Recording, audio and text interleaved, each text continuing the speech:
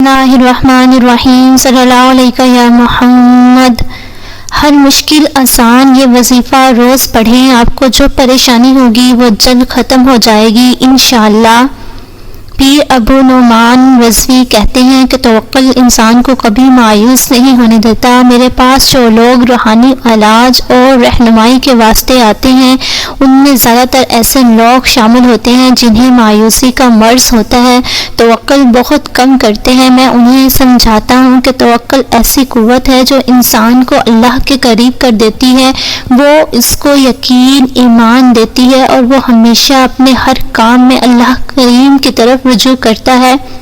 ایسے لوگوں کو پریشانیاں پریشان نہیں کرتی، لہٰذا میرا مشاہدہ ہے کہ جو لوگ اپنے غلط نظریات اور کاموں کی وجہ سے لوگوں کے غلط رویوں کا سامنا کرتے ہیں، سب سے پہلے خود انہیں اپنی اصلاح کرنی چاہیے اور غفور الرحیم سے مغفرت طلب کر کے راہ ہدایت کی دعا کرتے رہنی چاہیے۔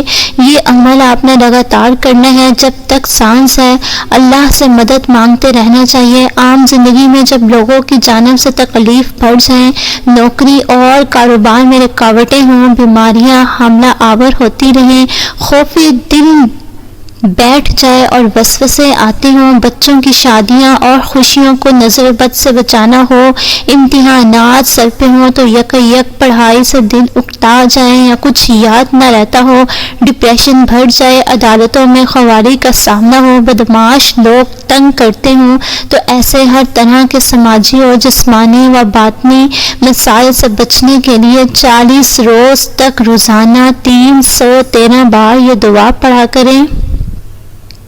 بسم اللہ الذی لا یضر مع اسمہ شیء فی الارض ولا فی السماء وہو السمیع العلیم۔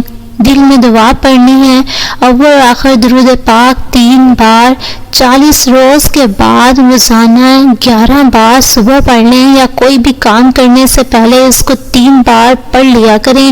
انشاءاللہ تعالی شیطان کی پھلائی نحوست سے بچ جائیں گے اور روحانی طاقتیں اور قوتیں آپ کو میسر ہوں گی انشاءاللہ۔ ہمیشہ ہنستے مسکراتے ہوئے رہیں، دعا میں یاد رکھیں۔ عمل اچھا لگا ہو تو آگے اسے اپنے دوستوں کے ساتھ ضرور شیئر کریں، صدقہ جاریہ سمجھ کر شیئر کریں۔ اللہ تعالیٰ آپ سب کا حامی و ناصر ہو، آمین ثم آمین۔